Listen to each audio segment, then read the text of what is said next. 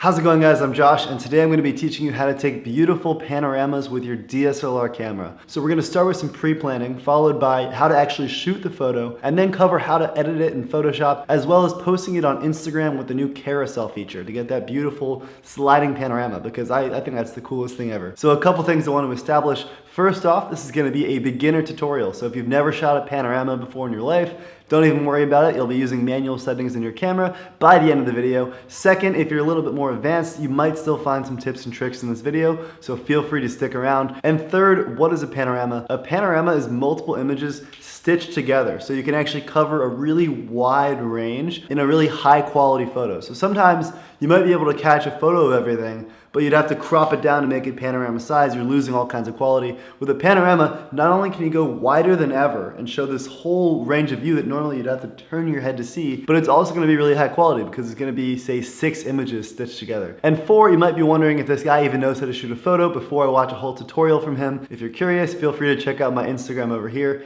Anyway, let's get started. Step 1, have the right equipment. You're gonna need 3 things for this. First, a DSLR. Second, a tripod that can smoothly swivel from side to side. And third, Photoshop. So if you don't have a tripod or Photoshop, or a DSLR for that matter, I'll have links down below to stuff that I recommend for you. My tripod, actually, I don't think is too great for panoramas, so I'm gonna recommend a better one. As far as lenses go, I recommend having a nice zoom lens. I usually use my 24 to 105 millimeter lens, and if you wanna see all of my lenses, you can check out a link over here. But if you have an 18 to 55 millimeter stock lens, a 50 millimeter, those will do you great, so don't even worry about it. Just don't use a wide angle, because this is what happens when you use a wide angle. This is 10 millimeters and it's super distorted, and telephoto lens might be too zoomed in for you, so don't bother with that. Step 2, set up your shot. To take a great panorama, you're gonna wanna find somewhere where you can't fit in everything in one shot. You wanna have to turn your head to see the entire view. So hike up a hill, hike up a mountain, go to the ocean and find a cliff, anything you can do where it's just this wide sweeping view and not just something that can be in one frame. Panoramas of a city skyline always look really cool from far away. You could also just go up on your roof and shoot your neighborhood from high up. Once you get to your location, you're gonna set the camera up on your tripod, and most tutorials are gonna tell you to put your camera in portrait mode or sideways because it lets you get more information in each frame, which is fine by me. However, I think that it's fine shooting in horizontal or landscape mode, especially if you don't have a wide range of lenses. You might just have to accommodate to whichever one frames up the shot best. So whatever works for you, you can take a great shot either way. You can also do panoramas handheld without a tripod, but the reason I think you shouldn't do that is because first, it's gonna stitch better if you use a tripod and your hands might shake. And second, when you use a tripod, you have a lot more flexibility with manual settings. You can even do long exposure panoramas, and that's a cool option that you wouldn't have if you're doing handheld. Step 3, we're gonna set our camera to full manual mode. And the reason why is because when you're shooting multiple shots and you're stitching them together, they all need to be shot at the exact same settings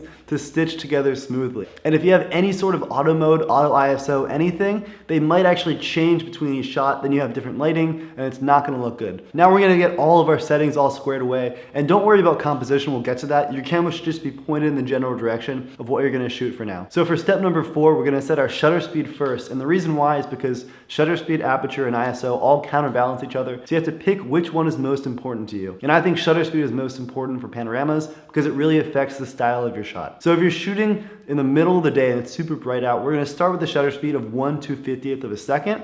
If it's getting darker outside, you're gonna have a lot more flexibility, and you can actually use long exposures if it's getting very dark. So for example, this shot was actually shot with a 6-second exposure, which is pretty long because it let me smooth out the water and made the reflections from the lights even stronger. If you have a lot of movement in your shot, like a bunch of waves or cars, long exposures are really helpful because it actually smooths them out. If you have 8 different shots of waves at different times, it's going to look really choppy, and the whole point of a panorama is to make it look like one image. So long exposure is definitely the move. Now, if it's the middle of the day, you're going to need an ND filter, and I actually have a whole tutorial on how to use ND filters right over here. And if it's getting later at night, you're going to want to do just a basic long exposure, and I have a whole tutorial on long exposures over here. So I recommend watching those tutorials because it's basically just incorporating that long exposure technique and then combining it with this panorama technique. So if it's bright outside, midday, shutter speed of 1/250th of a second. If it's getting darker and you have a tripod, I'd say 1/125th of a second. And if it's actually past sunset or around sunset, you can start to go into the long exposure territory. Step number 5, we're now gonna set our aperture. So we're gonna shoot with an aperture of f8, and 2 reasons. First, it's a larger aperture number, which is gonna give you a wider depth of field. So when you're shooting a panorama, you're probably gonna have lots of stuff in different planes. Some stuff a little bit closer, some stuff a little bit further. And the goal is to have all of that stuff be in focus. f8 will help you do that. And second, f8 tends to be one of the sharpest apertures for most lenses. So we're gonna stick with f8. However, if you wanna shoot with a slower exposure to smooth out waves, then maybe you wanna have a larger aperture number because it lets in even less light, which then lets you compensate with the slower exposure or shutter speed. I'm not gonna talk much more about long exposures here, but if you want more information on that, you gotta go watch my long exposure tutorial. And links will also be down below. Step 6, we're now gonna set our ISO. And ISO is your digital sensitivity to the light. So the higher the ISO number, the more grainy or noisy your shot's gonna be. So we're gonna start with a super low ISO of 100. Take a test shot to see how it looks. And if your shot is too dark, you can do 2 things. So first, you could slow the exposure down even further, or second, you can actually bump the ISO up a little bit. So it really just depends how fast of a shutter speed you want. If you want to have a really fast shutter speed, you're gonna have to raise the ISO, but you might be excited because this means that you can now have a slower shutter speed, experiment with long exposures, and get a really cool looking image. If your image is still too bright, this means that you now have to bring your exposure up even faster. So try it if your exposure is 1/250th, try 1/500th, take a test shot. If it's still too bright, 1/800th, and keep doing that until you've got the right image. So our aperture is always gonna stay right around f8. However, you're gonna mess with your ISO and shutter speed until you find that perfect balance that's properly exposed and the shutter speed that you want. So just keep taking test shots until you have an image that's properly exposed, and then you're ready to start actually shooting your panorama.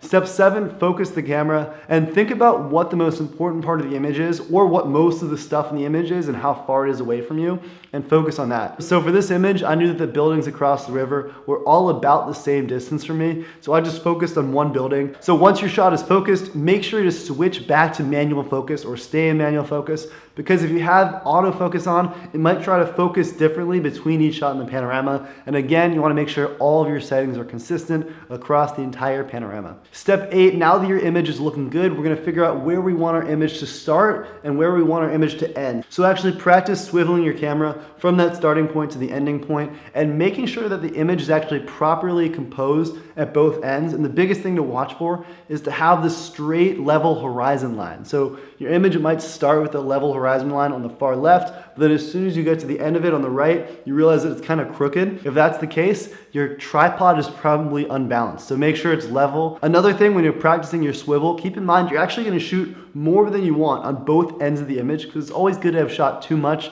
and then to crop it down than to have not enough. Step number 9, finally, we're gonna start shooting. So when you actually shoot your panorama, make sure you're really steady across the entire swivel. And also the biggest thing to remember is each photo you have to take should overlap with the prior photo 50%. And the reason why is because it's actually gonna make it easier for Photoshop to stitch them together when there's overlap. So the way to do this is you take your first shot, you think about what's in the middle of that frame, and then you line up your next shot when you swivel, so that middle of the frame is now the beginning of your next frame. And you keep doing that all the way across the board, and remember to go even further where you want to start and end, so you have lots of flexibility. Another thing you want to keep in mind is you want to shoot fast, because lighting is constantly changing. If you take too long to take each image, you might have different lighting in them, and that can always look strange. And once you've done this process, do it again 3 or 4 different times, because you never know when you might have messed up a shot, have had your camera shake, have had someone walk through the shot, and it's always good to have options. So each panorama, even if you think you shot it perfectly,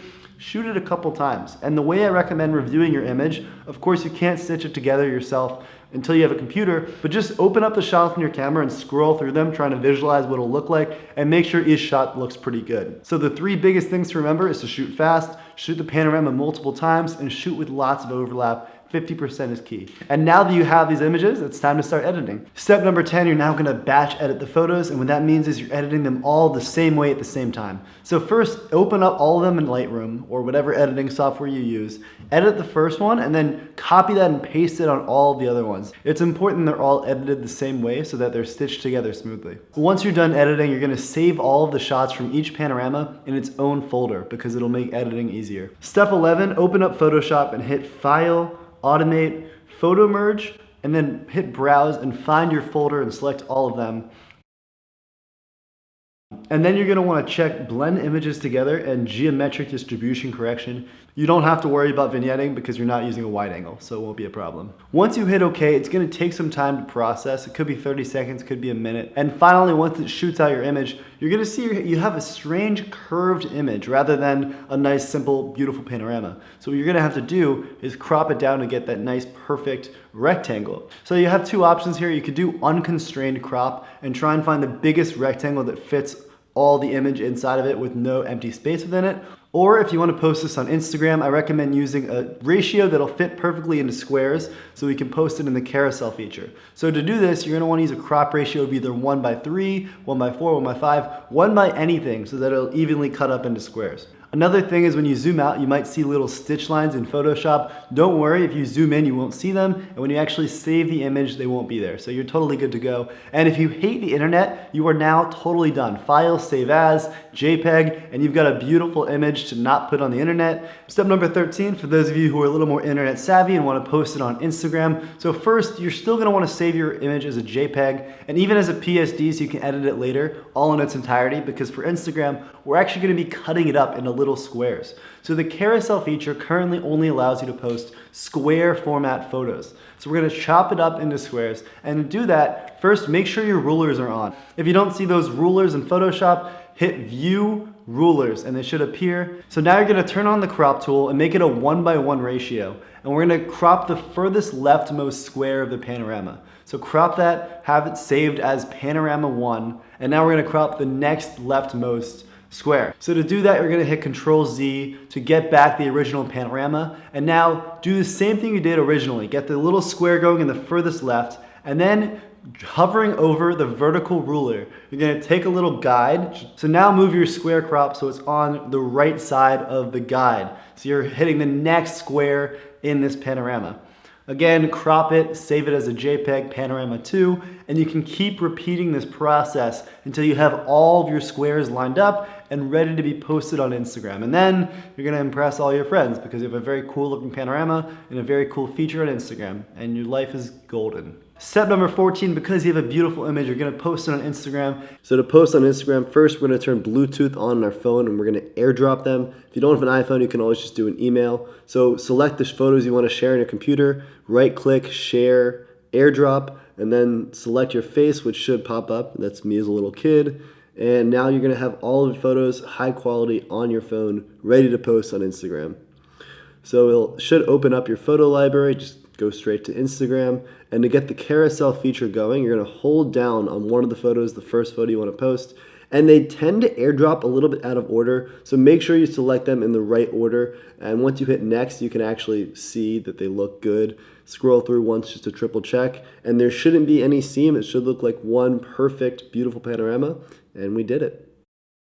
And you're gonna use the hashtag JoshKatzPhotos and tag me at JoshKatz so I can see your beautiful work, because it'd be very cool to see you guys actually successfully making some panoramas because of this tutorial. Nothing makes me feel better than knowing that these tutorials work. Which leads me to step 15. Leave a comment down below letting me know how this panorama tutorial went, if there's anything I missed, if there's anything I did really well, and trying to know how I can be a better teacher is super important. So definitely let me know if it worked, if it didn't work. If you have any questions too, feel free to drop them in the comments, and either myself or other photographers I'm sure will answer, as it's been in the past. And that's it. Enjoy your beautiful panoramas. A couple little photo details for you guys still. If you don't have a DSLR or don't want to go out shooting today for some reason, but still want to practice the technique in Photoshop, I'll leave you my shots, my raw image files of the Florence panorama for you to download on my website, and you can practice in Photoshop. Second, on my website, I also have a bunch of other photo tutorials, as well as a full review of my entire camera setup, in addition to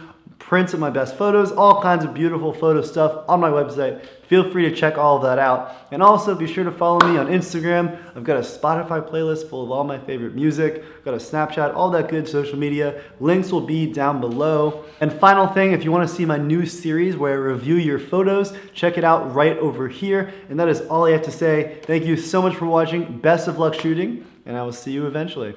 I'm going to Naples and Pompeii tomorrow. I should probably pack. Italy is crazy.